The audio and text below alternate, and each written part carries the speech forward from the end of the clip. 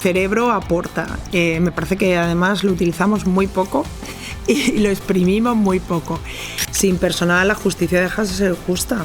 Que tú te cojas a un montón de gente de la calle que no tiene nada que ver con esto, que tienen profesiones absolutamente normales y desligadas del mundo jurídico, y le pongas a opinar sobre si tiene que meter a alguien permanentemente en la cárcel o no, me parece de una responsabilidad tan extrema que nadie tiene que asumir cuando no ha decidido dedicarse a esto. Entonces, a mí me parece tremendo.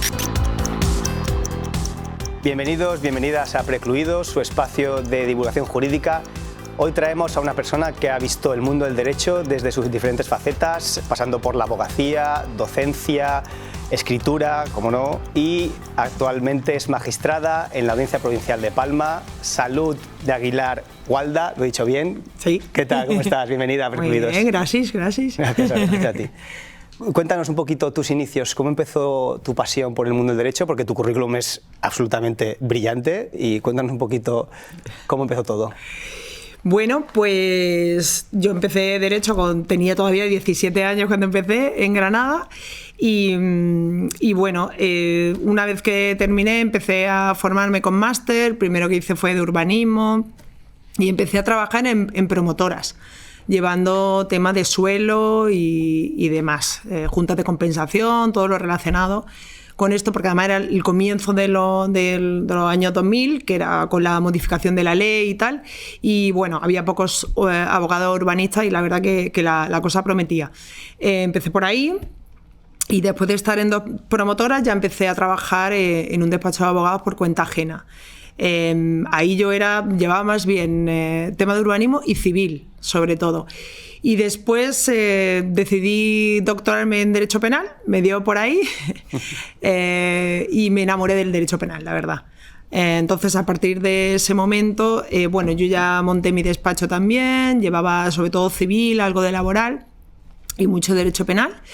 Y una vez que me doctoré, pues ya empecé a preparar la oposición de judicatura por el 4º turno. Entonces, bueno, pues compatibilizaba las dos cosas, el despacho y el estudio de la oposición. Y ya llegó un momento en el que decidí cerrar el despacho para dedicarme en exclusiva a esto y meterme en bolsa de jueces sustitutos para empezar a verlo desde otra perspectiva, ¿no?, más cercana. Y nada, bueno, pues después de eso a la vez seguía preparando hasta que convocaron, y cuando convocaron pues ya, bueno, pues nada, aprobé y aquí estamos. Y muy bien, luego entre media pues siempre he estado haciendo publicaciones, hice 3 máster más, siempre formándome. Es una materia en la que siempre tienes que estar reciclándote, siempre tienes que estar estudiando, sea la jurisdicción que sea. Y luego es que además a mí me gusta estudiar, con lo cual para mí resultaba fácil. Y lo he combinado siempre también con dar clases en la UNED, alguna clase he dado en la Universidad de Granada, en la pública, en la UNED, y ahora estoy en una academia también preparando oposiciones a funcionarios de prisiones, que doy el derecho procesal y el penal, ¿no?, que es lo mío. Y bueno, al final combinar las actividades te obliga también a seguir estudiando, a estar reciclado con toda la legislación nueva.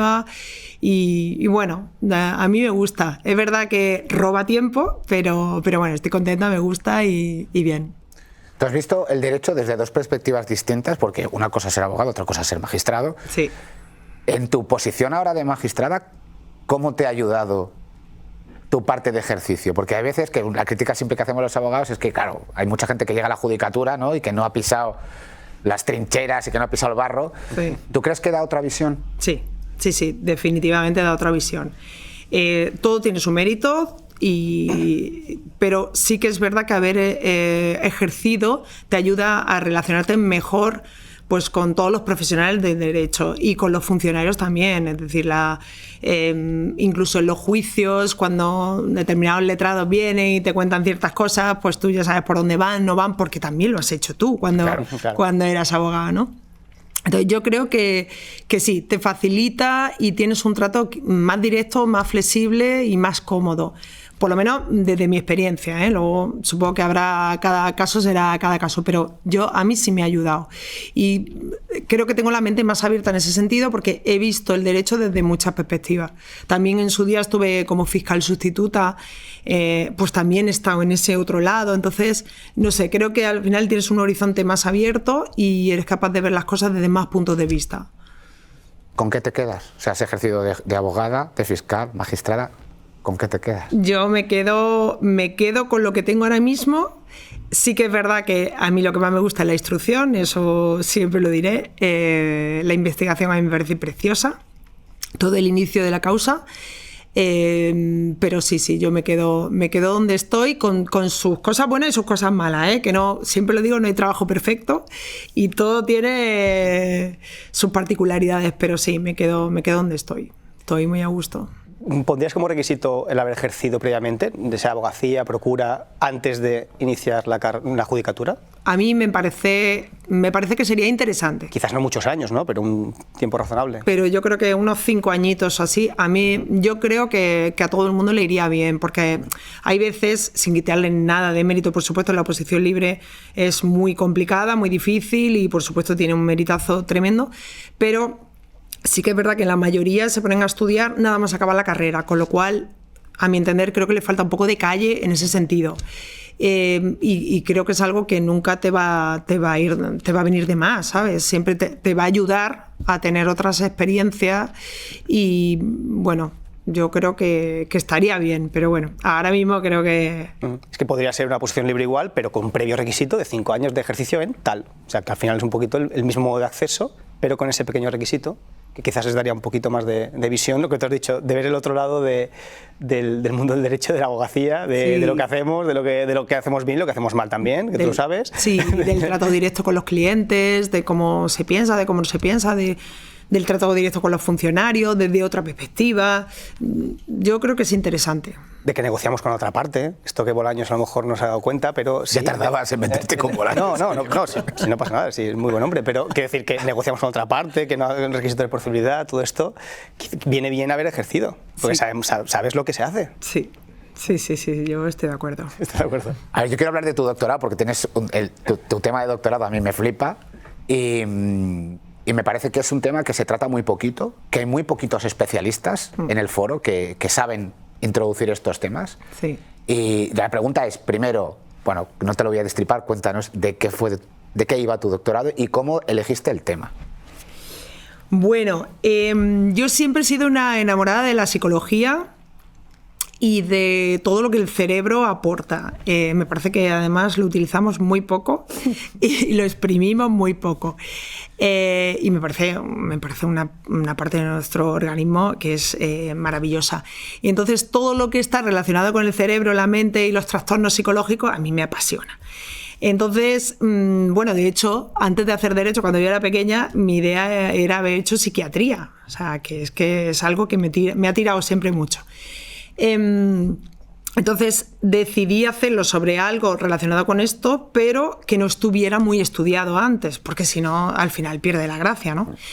Y entonces empecé a buscar tesis doctorales que se habían hecho sobre este tema y lo que menos se había tratado eran los trastornos neuróticos. Trastornos neuróticos que ya no se denomina así por la DSM, el manual americano, ya hay que llamarlo cada trastorno por su nombre, es decir, si es ansiedad, si es depresión, pero ya no se puede llamar ese conjunto que abarcaba todo esto, que se llamaba trastorno neurótico. Entonces era de lo que menos se había escrito y me tiré en plancha por él. Entonces... La suerte que tuve fue que yo hice una tesis muy moderna, porque yo hice una tesis grabada en vídeo con determinados profesionales relacionados con la materia que aportaban sus ideas y a partir de ahí, de esas hipótesis, ya sacamos las conclusiones de la tesis. Entonces fue muy moderna y máxime en Derecho, que ya sabemos arcaicos, somos súper arcaicos. Son muy antiguos y muy conservadores. Y me la dirigieron 3 personas, un catedrático de medicina, una doctora en psicología y un catedrático de derecho penal. Con lo cual abarcó esas 3 ramas y la entremezclamos de una manera que era muy comprensible para toda persona, aunque no se dedicara al mundo del derecho, Y bueno, pues abarcabas también no solo, yo estuve analizando la jurisprudencia desde 1902 hasta 2017 que yo leí la tesis. Entonces, claro, yo tenía que ir a las bibliotecas a leer Aranzadi con una letra así de pequeñita, porque eso no está ni en la base de datos digitalizada. Y claro, estudié tanta jurisprudencia, leí tanto y claro, pero como a mí me apasionaba tanto el tema, pues lo disfruté muchísimo. Y al final era ver un poco cómo ha tratado la jurisprudencia este tipo de trastornos a lo largo de la historia, qué atenuantes o qué eximentes se han aplicado también, cómo ha afectado esto a la imputabilidad del sujeto y en qué tipo de delitos se dan más estos trastornos. Entonces todo eso se analizó también qué vocabulario utilizaban los jueces ahora, que no va a la par que el vocabulario que se utiliza en medicina, en psiquiatría concretamente, porque nosotros estamos como más desfasados. Entonces se siguen utilizando palabras a veces que ya no se utilizan en medicina. Bueno, fue un poco un compendio de todo. Fue también analizar desde el punto de vista de la psicología qué tratamientos hay que se puede aplicar a cada tipo de trastorno para que la persona mejore. Cuando hay también esa dualidad de trastornos, porque a veces ya sabéis que no es solo el trastorno psicológico que sea, sino que lo mezclas con sustancias y entonces ya hay un trastorno dual mucho más complejo. En fin, una serie de cosas. Claro, dentro de esto está la psicopatía también, que hay gente que lo valora como un trastorno mental y otra gente que no, es simplemente el psicópata es malo y ya está, pero bueno, no es malo porque sí, es malo porque tiene unos niveles de serotonina muy bajos que le hacen ser malo. Entonces tiene una causa también médica. Bueno, todo eso a mí me parece muy bonito, pero es verdad que dentro del mundo jurídico hay pocos especialistas y de hecho los abogados en general no saben que en instrucción pueden pedir determinadas pruebas que le ayudarían, en el caso del abogado de la defensa, le ayudaría muchísimo a solicitar luego circunstancias modificativas de la responsabilidad criminal. Entonces no se hace y está desaprovechado todo esto. Y luego cuando se pauta qué tipo de informe tiene que hacer el forense, pues tampoco se pauta bien. Entonces se dejan muchas cosas fuera. En fin, un análisis completo de la imputabilidad es complejo, y no se hace en una visita tampoco. En fin. Es que yo creo que también hay un poco de automatismo en el Instituto de Medicina Legal. Muchas veces cuando tú pides, oye, mira, quiero que se analice la imputabilidad, casi siempre, primero lo que tú dices, que te lo hacen en una visita, que no te hacen una exploración ya psiquiátrica ni hablar, pero ni psicológica tampoco muy estricta, y luego está el paraguas de no puedo determinar si en el momento de la comisión del hecho tenía alteradas las capacidades. Claro, entonces a nivel de defensa te mata porque te obliga a irte a un informe de parte. Claro. Que luego, claro, que luego se valora ¿cómo valoráis el regular. Informe? Claro. Bueno, regular. No regular, pero al ser informe de parte le quitas un poquito de objetividad. Claro. Sí. Bueno, es lógico.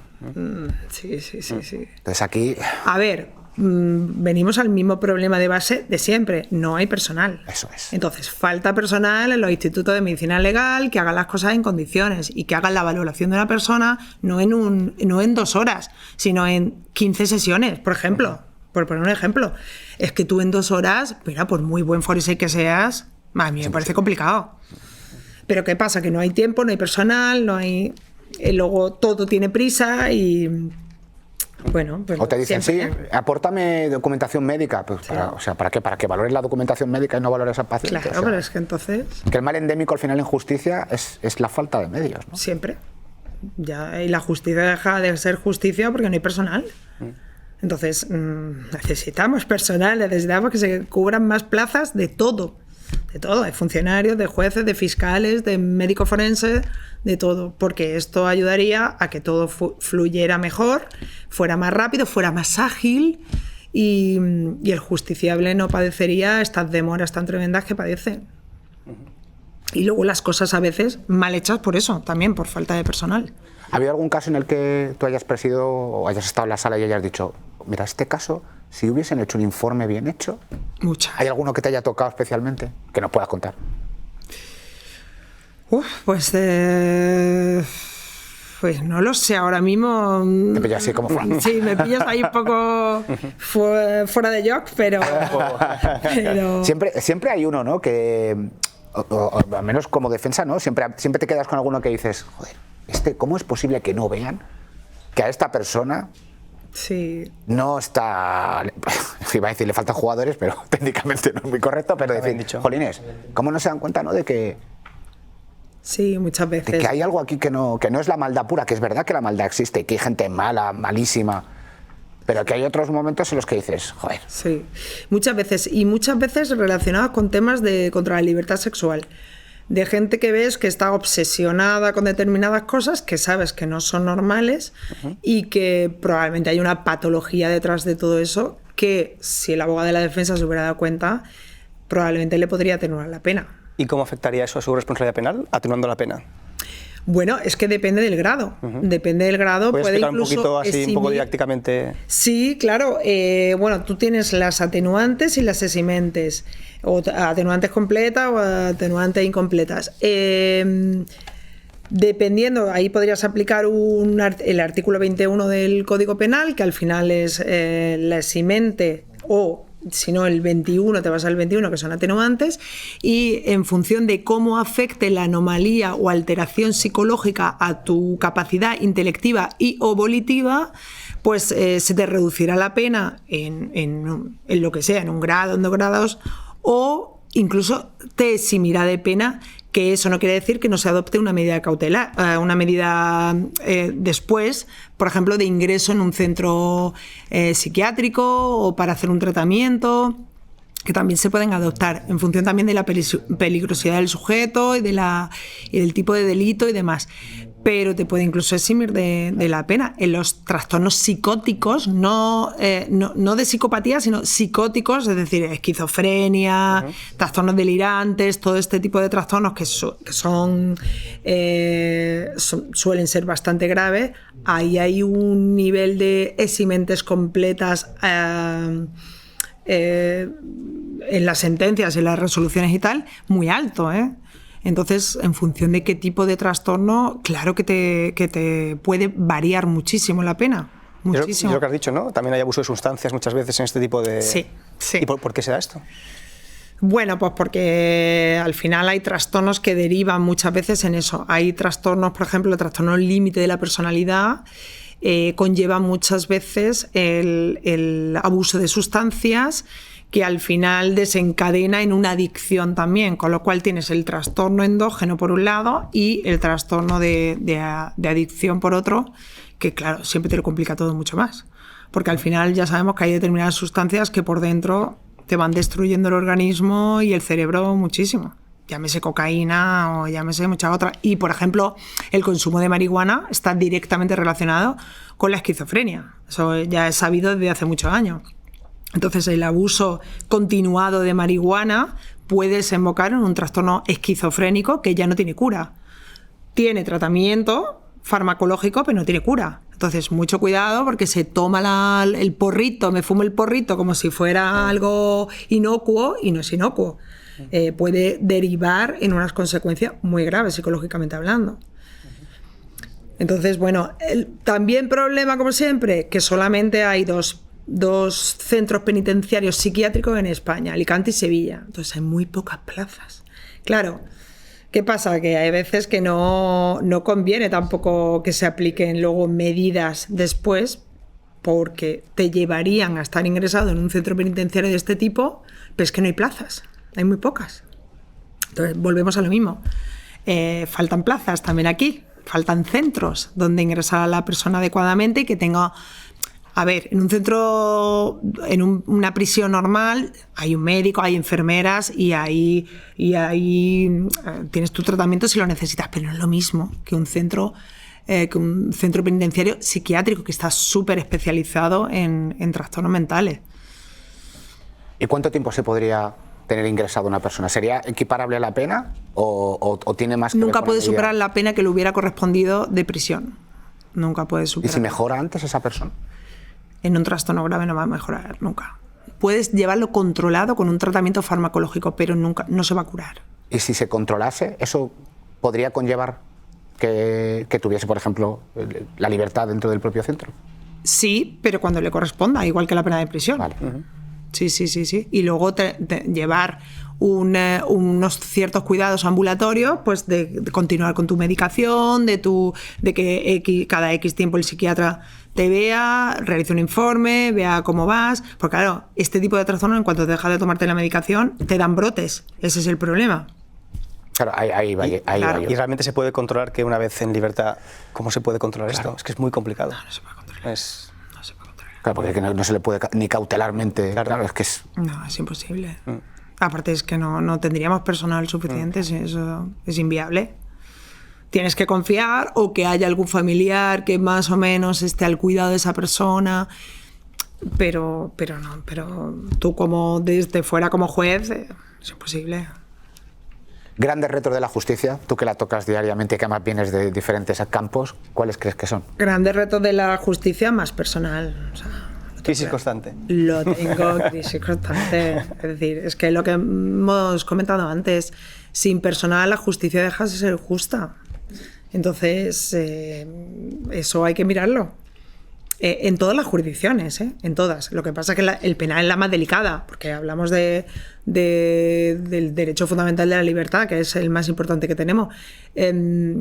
Pero todas las jurisdicciones son importantes. Es que el que está sufriendo un problema en civil y le tarda 2 años en salir de juicio, pues también es al final su patrimonio, es su problema. Entonces, al final todas las jurisdicciones son importantes. Hace falta más personal. Hace falta más personal, entonces reformamos la ley, la 1.25, tribunales de instancia. ¿Cómo os ha afectado los tribunales de instancia? No ha venido nadie todavía a defenderlos, no sé si esa es la primera. ¿Cómo os ha afectado? Absolutamente no. No voy a ser la primera. A ver, sí que es verdad que a los jueces en concretos nos afecta un poquito menos. ¿Por qué? Porque al final el jefe de los funcionarios es el LAJ. El director, sí. El letrado de la Administración de la Justicia, que es un poco el que está delante en la trinchera directamente con el tema de los funcionarios y tal, y es quizá el más afectado en toda esta reforma, porque le han cambiado muchísimo las funciones. Nosotros, por ejemplo, ahora en la audiencia, que tenemos 2 secciones penales, pues los 2 LAG se han repartido las funciones. Entonces, uno lleva el señalamiento de todo, pero otro lleva las ejecutorias de todo, de las 2 secciones. Entonces, claro, es un poco caótico.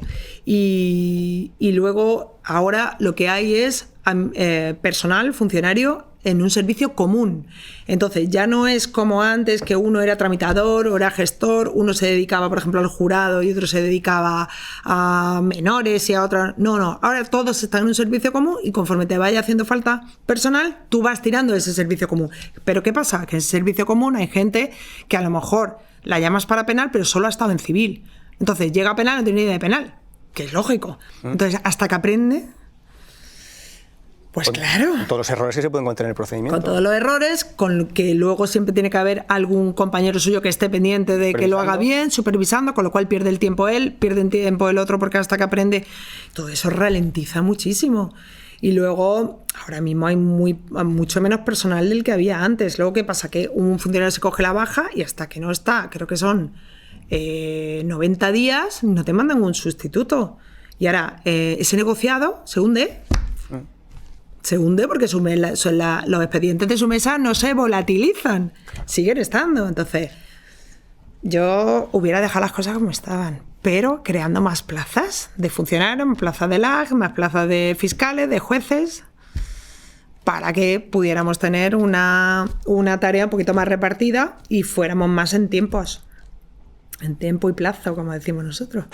Sí, porque claro, tú has hecho referencia, ¿no?, que la justicia, para que sea justa, tiene que tener unas características. Una de ellas es que sea rápida. Para que la justicia sea justa, tiene que ser rápida. Claro. Si tú a alguien le dices que le señalas un juicio 2026 para 2028, claro, esta persona te dice, perdona, ¿2 años? Claro, pero...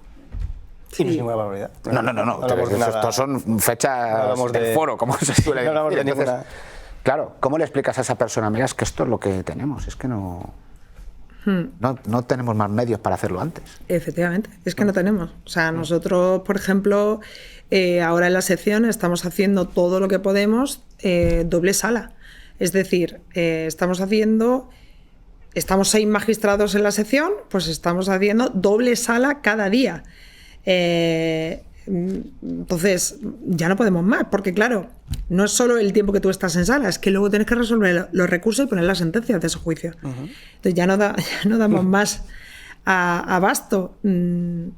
Y vamos como vamos. Y dentro de lo que cabe, la sección primera, hemos de decir que va en números, pero vamos con la lengua afuera. Y pues eso, con un cierto margen de señalamientos que a lo mejor al justiciable no le parece bien. Aquí hemos hablado mucho del síndrome del burnout, de que en justicia es brutal, o sea, no solo a nivel de la abogacía, sino también para vosotros.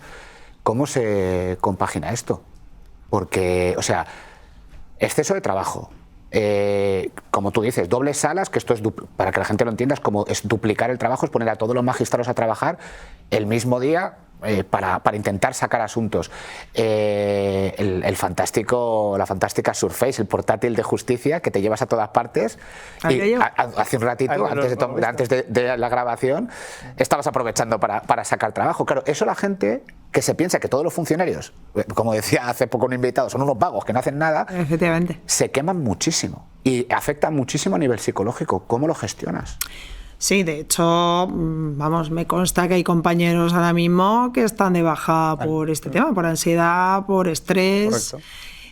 Bueno, de hecho yo misma me he pasado, ahora estoy un poco mejor, pero he pasado unos meses de insomnio total por el estrés del trabajo.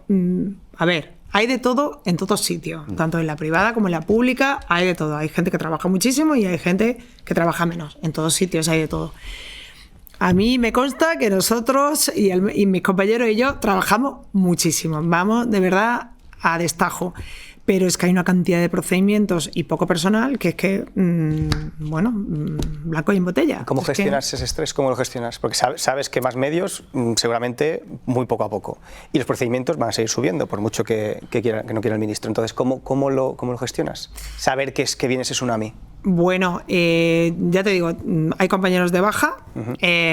Yo no me he cogido baja, pero he estado durante un tiempo tomando fármacos, que tampoco me han hecho mucho.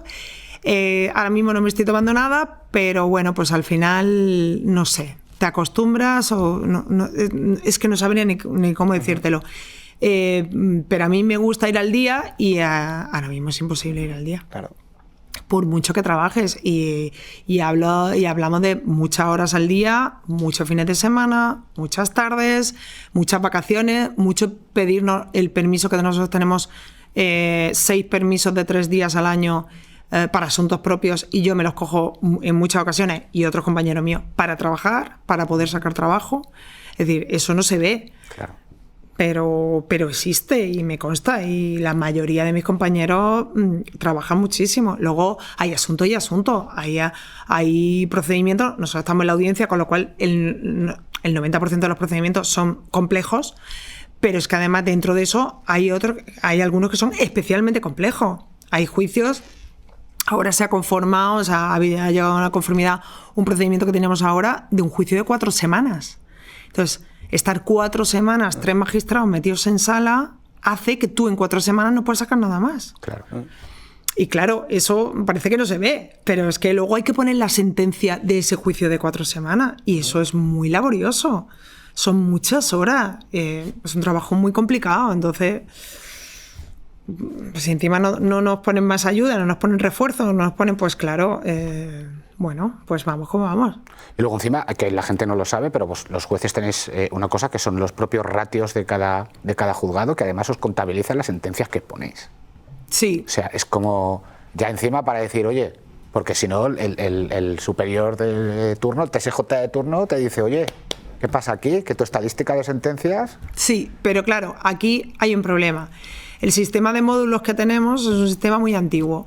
Entonces te cuenta exactamente igual un PA que hayas tardado 1 hora y media en celebrar que un PO que hayas tardado 4 semanas. Claro. Te cuenta lo mismo. ¿Lo mismo? Lo mismo. Esto no hay... Es demencial. O sea, el sistema habría que reformarlo, no sé, ya me... El número de sentencias. Luego, en lo que es el módulos en sí, que es productividad, por así decirlo, que tenemos que hacerla 2 veces al año, ahí estiman que en un PO, en un procedimiento ordinario, tú vas a tardar un poquito más en poner la sentencia que un PA, y ahí sí te cuenta un poco más.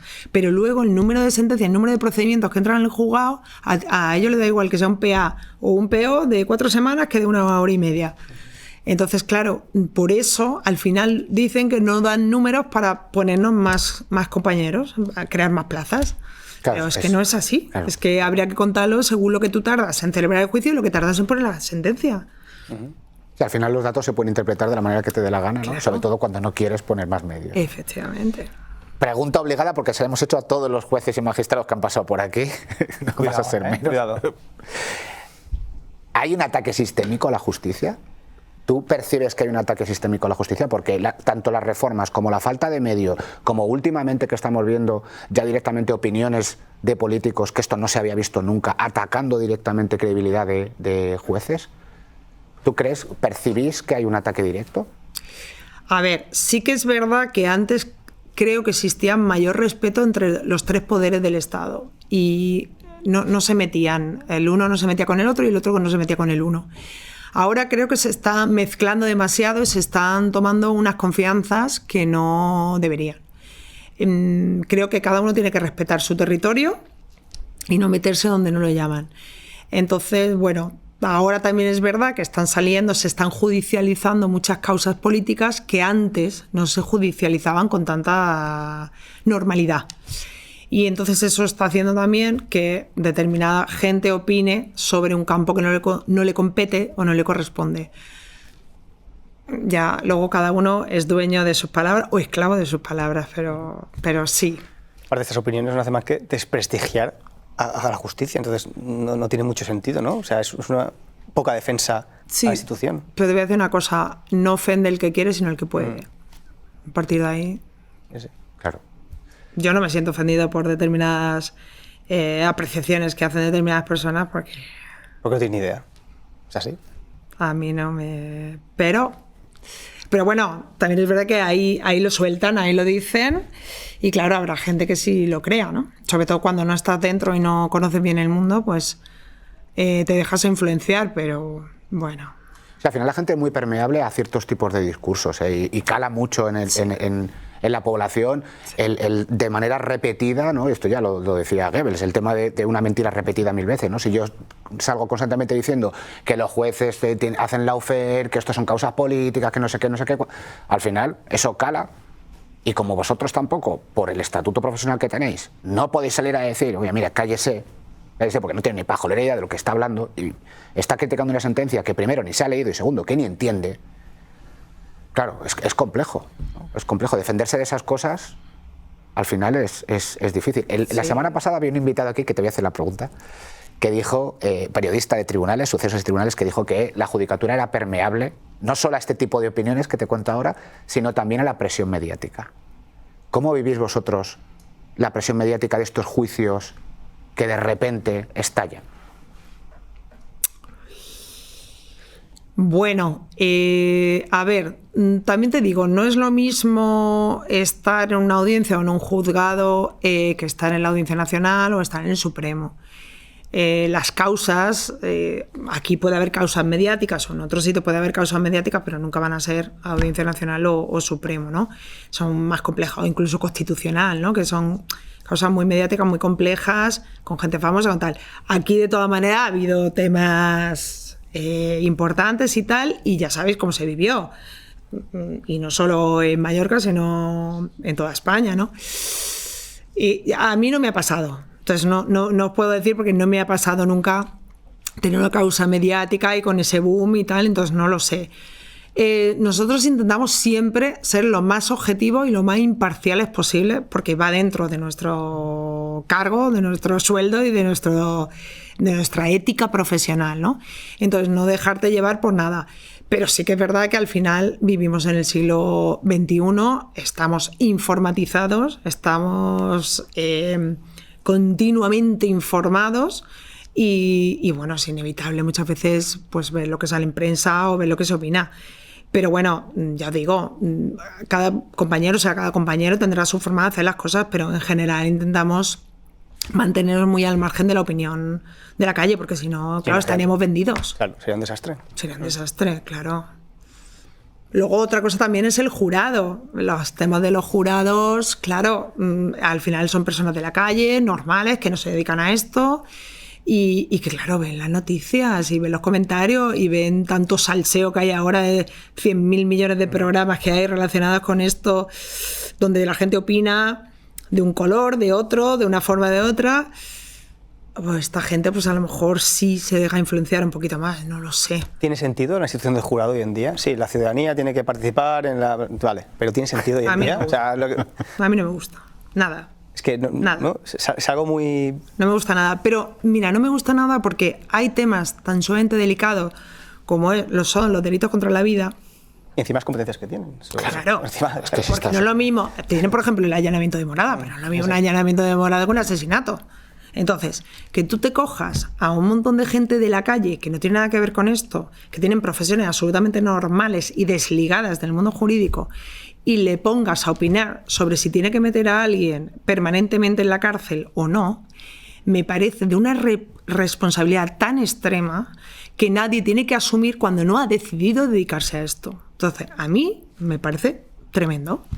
Yo estuve hace poco en un jurado, no voy a decir cuáles ni nada, pero claro, tenían que precisamente decidir sobre una permanente revisable. Claro, la gente me decía, es que yo soy maestra del cole, yo no me quiero dedicar a esto, yo no quiero saber nada de esto, ni quiero saber si meto a alguien en la cárcel el resto de su vida. Ostras, y a mí me parece. Y hay cuestiones muy técnicas que incluso entre juristas que no se dediquen a esa jurisdicción no entienden. Es decir, imagínate una persona que no se dedica a esto. Bueno, antes ella ha comentado, ¿no?, el tema de imputabilidad. Tú imagínate explicarle a un jurado que son legos en derecho, que además la ley te obliga a que sean legos, explicarle un tema de imputabilidad o un tema de un trastorno mental. Claro, la gente, primero que claro, tú los ves cuando estás en sala, los debes mirar y decir, aquí la mitad no está escuchando, la otra mitad no está entendiendo. Claro, y luego darles la responsabilidad. Sí. Sí, luego eso, porque realmente en un jurado el magistrado presidente modera un poquito, pero interviene muy poco. Pero claro, ahí tienen la labor principal, la tienen las partes, ¿no? Los abogados, el Ministerio Fiscal y tal. Y claro, ellos, hay veces que los ves que es como si le estuvieran explicando a un niño de 5 años una cosa, porque claro, hay tecnicismos que nosotros estamos muy acostumbrados a utilizar en el día a día, pero que una persona que no entiende de derecho, explícale tú determinados tecnicismos. Es complicado, la gente no se termina de enterar del todo, normal. No sé, a mí no me gusta nada la figura, la verdad. Y luego, no sabéis el trabajazo que eso tiene por detrás. O sea, a la hora de mandarle, ver el censo, mandar las cartas, ahora que la gente pueda mandar la carta diciendo que a ver si se puede excusar de ir porque no sé qué, que ahora vengan, que... O sea, eso tiene un trabajazo brutal. Y luego cuando se quedan deliberando, hay veces que las deliberaciones duran 3 horas, pero hay veces que duran 5 días. Y si llegan a un veredicto un sábado o un domingo, tú tienes que ir a la audiencia, abrir la audiencia, un sábado o un domingo, eso es un tema muy complejo. En fin, que esto que parece rápido, pero no, es difícil, es complicado. A la gente le perturba durante X tiempo su vida. Hombre, ahora ya estamos haciendo, que la ley no lo permite, pero nosotros lo estamos haciendo también por flexibilidad, por dignidad y por todo. La gente que tiene un negocio lo estamos excusando de venir. Porque, ¿qué haces? ¿Tú cierras tu negocio una semana, otra semana, otra semana o lo que sea? Y te arruinas. ¿Y te arruinas? Te arruinas. Hombre, eso no puede ser. La ley no lo prevé, ¿eh? Ya. Pero bueno, oye, hay que ser también un poco comprensivo y flexible. Pero claro, al final a la gente le trastornas. El tiempo que dure el juicio le trastornas de su rutina. Y las partes, los abogados y fiscales, tú percibes que dices, no, este abogado o este fiscal para este tipo de juicio, porque tiene que explicarle a personas que no comprenden según qué historias, tú para esto no. Bueno, he de decir que yo en esto tengo poca experiencia porque solo he hecho uno, que además ni terminó, tuvimos que suspenderlo por razones. Y yo, la verdad es que en ese jurado yo tuve mucha suerte, porque los 3 letrados que intervinieron eran educadísimos, bueno, eran un encanto, hablaban fenomenal, no tuve ningún tipo de problema y muy bien, además personas muy pacientes, explicando todo muy tranquilamente y fenomenal. Luego, pues habrá de todo, pues como todo. Entonces, pero como tampoco tengo mucha experiencia en este campo todavía, pues solo puedo contar lo que viví una vez. Pero bueno, habrá de todo, imagino. ¿Qué tipo de procedimientos os llegan ahora más? O si dices, no, mira, pues justamente de un tiempo a esta parte estamos haciendo muchos juicios sobre este tema en concreto. Bueno, en la audiencia, delitos contra la libertad sexual. Agresiones sexuales y abuso, pero con muchísima diferencia. ¿Sí? Muchísimos. Durante el invierno son más abuso o agresiones puntuales o normalmente por familiares, es el patrón normal, y en verano se dan mucho más las agresiones multitudinarias de turistas o sí, grupitos, gente que viene a pasárselo bien y se excede con la droga, el alcohol, no sé qué, y se le va de las manos. Y eso, desgraciadamente, se ve mucho. Y eso lo vemos muchísimo. Eso, drogas, que siempre están. Lo que pasa es que hay muchas conformidades en el tema de las drogas. Y bueno, y luego delitos contra el patrimonio, siempre hay también, robos y tal. También depende de la estación del año, se dan más unos que otros. Por ejemplo, ahora en verano se da mucho el de los relojes, de lujo y tal. Y bueno, y delitos económicos también hay, estafas, sobre todo estafa, sí. Es lo que más... ¿El tema de agresión sexual, crees que la reforma ha hecho un flaco favor? Porque esto es bueno, hace poquito se ha hecho un TFG justamente de este tema en esta universidad, la de las Baleares, y criticando la reforma de la ley del solo sí es sí. Una cosa es dogmático, pero te quiero preguntar en la práctica, ¿qué piensas? Bueno, yo en su día cuando salió la ley del sí es sí me la estudié y di precisamente una conferencia en el Colegio de Abogados en Granada que me llamaron. Y me aproveché porque así me la estudié bien. Y nunca la entendí. Nunca entendí qué se había hecho ahí, porque la intención era una, pero la ejecución fue completamente distinta, no tenía nada que ver con lo que entiendo que era la intención. Y luego después de ahí ha habido modificaciones. Ya, bueno, el gobierno ya últimamente rectificó aquella ley del sí así, que era imposible de encaminar, porque claro, lo que estaba ocasionando era que salieran muchos delincuentes a la calle, que las penas se acortaran y tal. Entonces, bueno, se reformó y ahora, que es la última que hay, la del 23, es... Cuando te llega un asunto de estos, tú tienes que ver cuál es la ley más favorable al reo, dentro de las que hay. Entonces, desde el momento que se ejecuta lo hecho hasta el momento en el que se juzgan, cuál es la ley que mejor le viene al reo, y esa es la que aplicas. Y hay que explicarle que no es un capricho del juez, que es lo que dice la ley. Claro. Que había, más favorable para el reo. Porque había opiniones que eran los jueces caprichosamente están aplicando la ley de esta manera, y no era así. No. Es lo que dice la ley y la Constitución también, el artículo 9. O sea que no es lo que nos dé la gana a nosotros. Es lo que el legislador hace y nosotros tenemos que aplicar. Exacto. Que Tú que has sido abogada, y esto Edu me va a matar, pero tengo que preguntárselo. Requisito de procedibilidad. Tú que has sido abogada, que has estado en civil, ¿qué te parece todo esto? Previa interposición de demanda, en asuntos civiles o mercantiles, tener que negociar obligatoriamente, mediar, conciliar con la otra parte. ¿Qué te parece esto? Bueno, yo es que ya eso no lo vivo. Entonces yo esa parte ya yo no la he vivido directamente.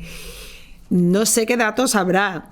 Supongo que en algunos casos vendrá bien porque llegaréis a acuerdo antes y por tanto no se tendrá que llegar a juicio, imagino. Y en otros, pues no. Se llega a acuerdos en los que antes se hubiese llegado a un acuerdo y en los que no, pues se tiene que ir pero lo que ha hecho es dilatar un poquito, un poquito bastante. Pues entonces otra reforma más que no sirve para nada. Exacto.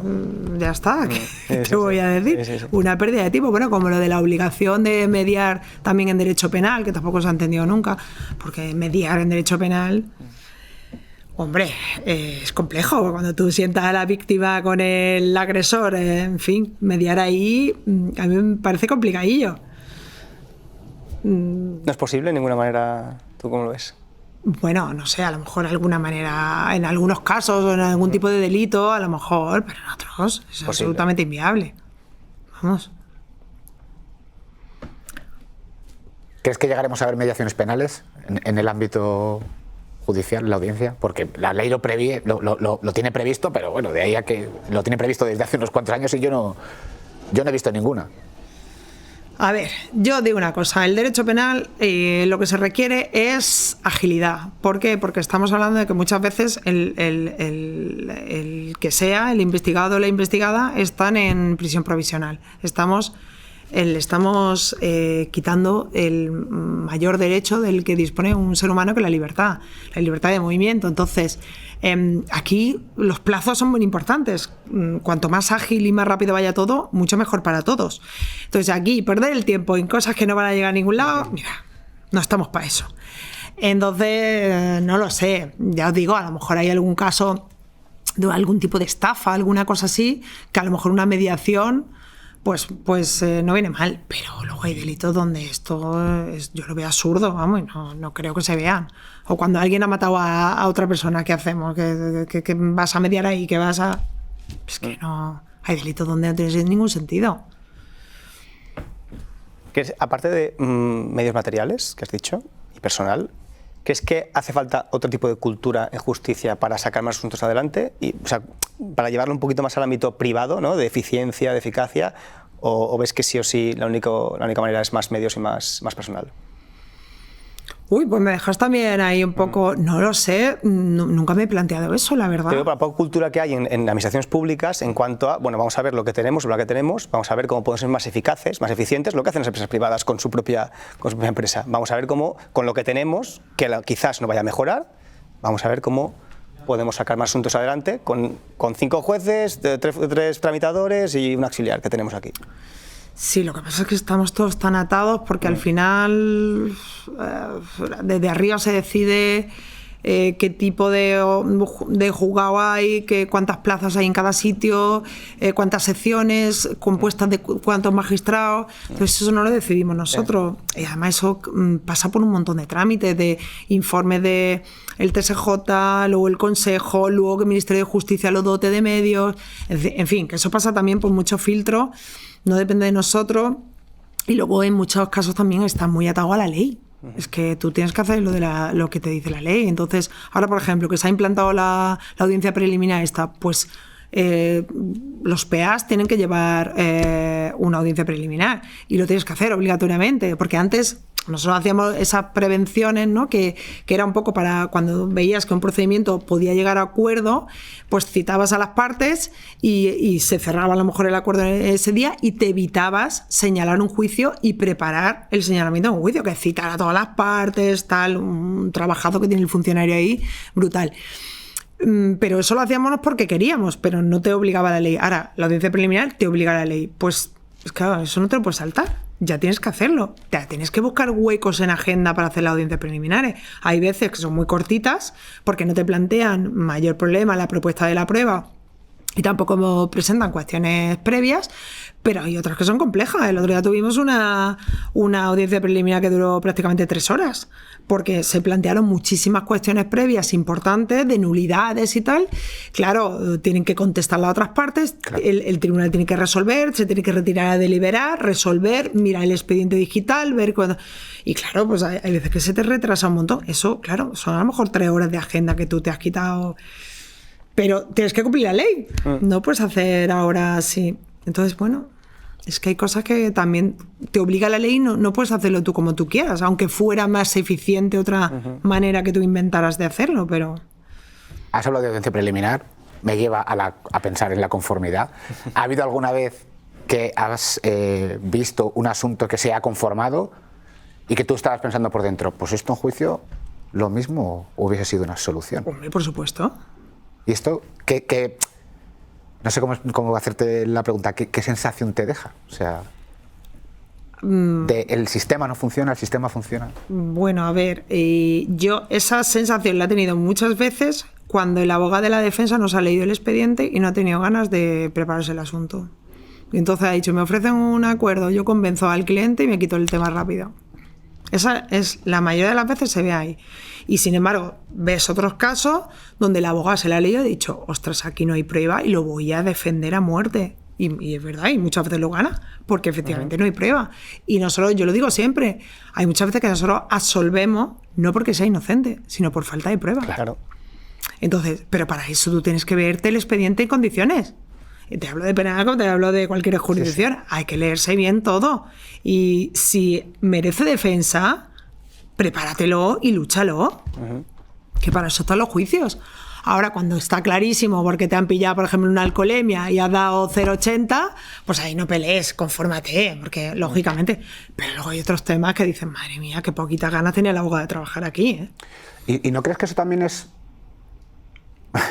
voy a decir culpa no, pero parte de responsabilidad del fiscal? Porque supuestamente el fiscal te vende que es el garante de la legalidad. Bueno, si eres el garante de la legalidad, ¿por qué pides una condena cuando sabes que no hay prueba? Bueno, tú has sido fiscal también. ¿Se pide por defecto, sí o sí hay que acusar y ya está? Bueno, ¿y solo en ciertos casos mediáticos podemos pedir otra cosa o no? No sé. Todos sabemos a qué nos referimos. A ver, hay veces que el fiscal retira acusación, a mí me ha pasado, retira acusación una vez celebrada, o sea, practicada la prueba en el juicio, antes de los informes, las conclusiones, retira la acusación. Hay veces que no acusa desde el principio, desde instrucción, dice que no acusa y pide sobreseimiento. Y bueno, hay de todo. Pero es verdad que en la inmensa mayoría de los casos ellos acusan, es un poco su forma de verlo, ¿no? Ellos están ahí como acusadores y lo tienen claro. Pero bueno, hay casos en los que sí se pide eso, o no se acusa o se pide el sobreseimiento. Sí, lo que pasa es que también depende si hay acusación particular o no la hay. Bueno. ¿Tú por qué crees que se puede conformar un inocente? Es la pregunta del millón. ¿Por qué se conforman los inocentes? La inmensa mayoría de las veces porque sabe que ha cometido los hechos y quiere la reducción de la pena. Es la mayoría de los casos, claro. Alguna otra vez sí que es verdad que tú lo ves que dices, yo esto no lo tengo claro, pero mi abogado me ha dicho que me conformen. Alguna vez lo dicen. Pero tú ahí no puedes entrar. Claro, es lo que te iba a preguntar. ¿Qué límite tenéis vosotros para los acuerdos? ¿Ninguno o todos? No, como lo quieras ver. No podemos meternos ahí. Es que esto es además es una negociación entre las partes. Nosotros no somos parte. De hecho, a mí hay acuerdos que no me parecen bien. Pero yo no puedo decir nada. Si hay un acuerdo entre defensa y acusaciones, yo no puedo decir nada. Hay veces que se piden la responsabilidad personal subsidiaria en el caso de las drogas por falta de pago de la multa, que es irrisoria. Dices, pues sí, no me conviene. Si voy a estar solamente 15 días en la cárcel, me ahorro de pagar X dinero y estoy 15 días en la cárcel y se acabó. Es irrisorio. Entonces es que estás llevando al sujeto a no pagar. Claro. A mí hay acuerdos que no me parecen bien, pero yo no me puedo meter. Yo tengo que ser completamente imparcial. Y si se cumple la ley, yo tengo nada que decir. El límite quizá estaría en cuando hay calificaciones por delitos que a lo mejor tú dices, no, mira, esto no te lo admito porque esto no encaja con los hechos. ¿Eso lo podrías hacer? No. ¿Tampoco? No. Solamente te puedes meter en la pena si no es acorde al Código Penal. Es decir, si está por debajo o por encima de lo que tiene que estar, ahí sí lo hablas con las partes antes de grabar la conformidad y dices, oye, mira, no, esta pena no es correcta, hay que hacerlo así o tal. Pero por horquilla penológica, ya. Punto. No por tu valoración subjetiva o lo que tú harías o no harías. Ahí no puedes. Tienes que respetar el acuerdo. Hablando de las partes, ¿cómo es vuestra relación con el Ministerio Fiscal? ¿Cómo es tu relación con el Ministerio Fiscal? Bueno, yo en general siempre muy buena. Al final somos compañeros. Es verdad que nuestros papeles son completamente diferentes en este mundo jurídico, pero son compañeros y yo en general siempre he tenido muy buena relación. Cuando he estado en instrucción, que siempre tienes ya sabéis que tienes un fiscal adjunto a ese juzgado de instrucción, siempre tienes todos los temas con él. Yo he tenido una suerte increíble porque tenía unos fiscales buenísimos que eran amigos, compañeros de trabajo y aliados. Entonces hay muchas veces que incluso hablan las cosas pues para hacerlo todo bien, en causas delicadas de una instrucción, de donde tienes que hacer declaraciones, de tienes que hacer tal, para que vaya todo bien, que sea una instrucción muy bien hecha para que luego no tengan problemas a la hora de enjuiciar, que muchas veces tenemos problemas luego a la hora de enjuiciar porque no hay una instrucción bien hecha. Yo siempre he tenido, la verdad, mucha suerte y ahora en la audiencia también. Todos los fiscales que llegan, que vienen a sala, son estupendos Y ya está. Luego a nivel feeling personal, pues tienen más con unos que con otros, claro. Pues como todo el mundo, pero a nivel profesional, nada que decir, vamos, muy bien. Y cuando hay discrepancias, por ejemplo, una instrucción, de algo que no veáis, lo tratáis y decís, a ver cómo salimos de este tema. Si se puede tratar sin que tú pierdas la imparcialidad, sí. Si no, pues hay que pelearlo. Te presentan un recurso, tú resuelves, luego se va a otra instancia y ahí se verá. Depende del caso, claro, pero siempre y cuando tú no te contamines y se hagan las cosas bien, como tiene que ser. Pero bueno, si se puede, si entre los dos operadores jurídicos o entre todos los operadores jurídicos se pueden pactar las cosas y hacerlas bien, mucho mejor. Has hablado de operadores jurídicos. Una de las críticas que hacen los letrados es que cuando haces el informe muchas veces te da la sensación de que el magistrado no te está escuchando. De hecho, la pregunta es, ¿qué peso tiene para vosotros el informe final de los letrados, acusaciones y defensa en el acto del juicio? Bueno, a ver, yo, como he sido abogada antes, yo nunca corto un letrado cuando está haciendo un informe por respeto. Porque a mí me han cortado alguna vez. Y no sienta bien. No sienta bien porque pierdes el hilo, pierdes la concentración. Recuperar esa concentración te cuesta la misma vida y me parece una falta de respeto brutal. Entonces yo jamás corto un letrado. Aunque me esté aburriendo soberanamente con lo que está contando, que también pasa, ¿eh? También te lo digo. Pero yo nunca lo corto. Me parece, ya os digo, me parece una falta de respeto. Yo, si, por ejemplo, ahora que estoy porque claro, no es lo mismo un órgano unipersonal que un colegiado, ¿no? En el colegiado tú estás en el tribunal, pero puede que la ponencia no sea tuya. Entonces, cuando uno es ponente, toma más notas que cuando no lo es, lógicamente. Entonces tomamos notas de todo, de toda la prueba que se practica y por supuesto de los informes. Y si no eres ponente, pues tomas notas muy concretas, de cosas muy concretas y tal, pero menos. Y luego yo lo que hago, sobre todo en temas complejos, es volver a ver el juicio después, la grabación. Claro, es imposible en el acto quedarse con todo. A ver, sí que es verdad que al final desarrollamos una capacidad brutal para quedarnos con muchos datos porque te lo exige la profesión y luego tus notas te ayudan.